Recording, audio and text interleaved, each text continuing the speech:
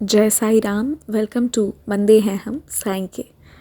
बाबा की कृपा से आज भी मैं आपको एक बहुत प्यारी साई लीला सुनाऊंगी जो हमारे साथ निर्मला जी भोपाल से हैं, वो शेयर की हैं।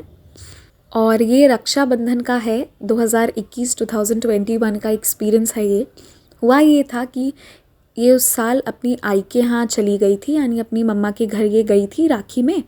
तो इन्होंने अपनी भाभी को भी पूछा था कि भाभी हम राखी वाले दिन मंदिर चलते हैं, तो आप भी चलोगी क्या?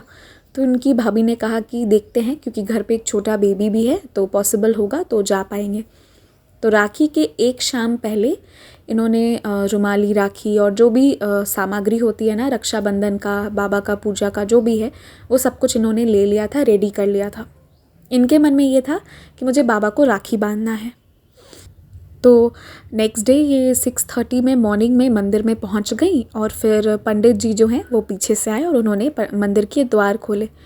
इन्होंने दर्शन किया और फिर पंडित जी को पूछा इन्होंने कि ये अम्मा नहीं दिख रही हैं पंडित जी। तो उन्होंने कहा कि अम्मा तो राखी की छुट्टी पर चली गई हैं। अब अम्मा, ये लोग जिनको बोलते हैं, वो मंदिर की वो अम्मा थी जो मंदिर का साफ़ सफाई करती थी, मंदिर को क्लीन रखना वो अम्मा का काम था। तो आज राखी के दिन अम्मा चली गई थी। तो ये बाबा को, मतलब ये पंडित जी को पूछी कि फिर मैं क्या सफाई कर दूँ मंदिर का? तो पंडित जी इसके लिए तैयार थे। तो इन्होंने पूरा मंदिर साफ़ किया और वहाँ के बर्तन भी धोए। और पता है क्या, मंदिर वैसे तो हम घर पे बाबा को दिया दिखाते हैं, अगरबत्ती जलाते हैं, जो भी सब कुछ करते हैं, पर मंदिर में ये वाला चीज़ करने को मिल जाए ना किसी दिन, मुझे भी एक बार मिला है तो बहुत खुशी होती है। वो खुशी एक अलग ही लेवल की होती है। ऐसा लगता है ना कि बाबा अपने दरबार सजवा रहे हैं। तो क्योंकि समटाइम्स इवन आई फील कि जो लोग ना शिरडी में सफाई कर रहे होते हैं, how blessed and lucky they are. पर हम भी इक्वली लकी हैं, हमारे पास में बाबा हैं, है ना। तो इनको भी बहुत खुशी हो गई कि चलो मैं मंदिर साफ़ की। फिर उसके बाद इन्होंने पंडित जी से कहा कि मुझे ना ये राखी बाबा को बांधना है। तो पंडित जी कहने लगे नहीं, आप आगे नहीं जा सकती हैं, मैं खुद जाकर बांध के मतलब वो पंडित जी मना कर रहे थे, क्योंकि जो बाबा हैं उनको ना वो लोगों को वो टच नहीं करने देते हैं, बाबा को दूर से प्रणाम करने देते हैं। और ये बहुत सारे मंदिर का सबका अपना अपना रूल है। पटना में भी कुछ टेम्पल्स जो हैं वो ग्लास में बाबा बंद रहते हैं, तो आप ग्लास के अंदर हाथ नहीं लगा सकते। और कुछ मंदिर हैं जिसमें आप बाबा के श्री चरणों में अपना सर झुकाकर दर्शन ले सकते हैं। तो ये डिपेंड करता है मंदिर टू मंदिर। तो बाबा उन्हें मना करने लगे, वहाँ के पंडित जी, सॉरी बाबा नहीं पंडित जी, कि नहीं नहीं आप अभी बाबा को के पास में नहीं जा सकते हो। पर इन्होंने बहुत प्लीड किया, बहुत ज़्यादा रिक्वेस्ट करी, तो वो तैयार हो गए, बोले ठीक है आप जाओ, जाके पहना दो राखी। तो इन्होंने बाबा को राखी बांध दी।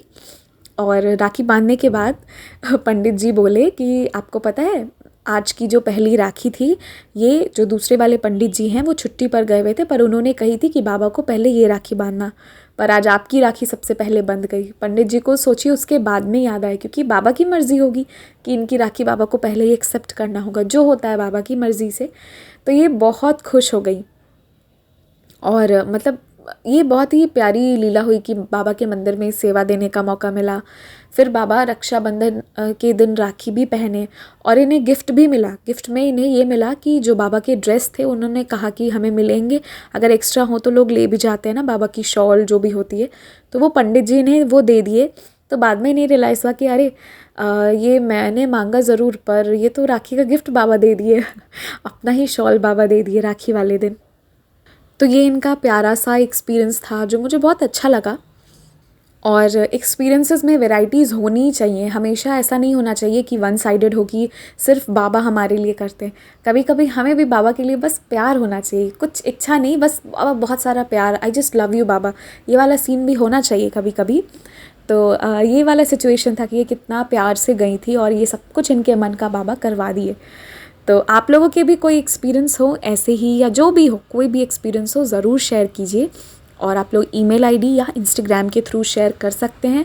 व्हाट्सएप पर अगर करना है तो कॉल मत कीजिएगा, उस पर आप ऑडियो के फॉर्म में भेज दीजिएगा या लिख कर भेज दीजिएगा या वीडियो के फॉर्म में भेज दीजिएगा। मैं जब भी टाइम मिलेगा मैं उसे ओपन करके ज़रूर देखूँगी और सबके experience time to time publish भी करूँगी।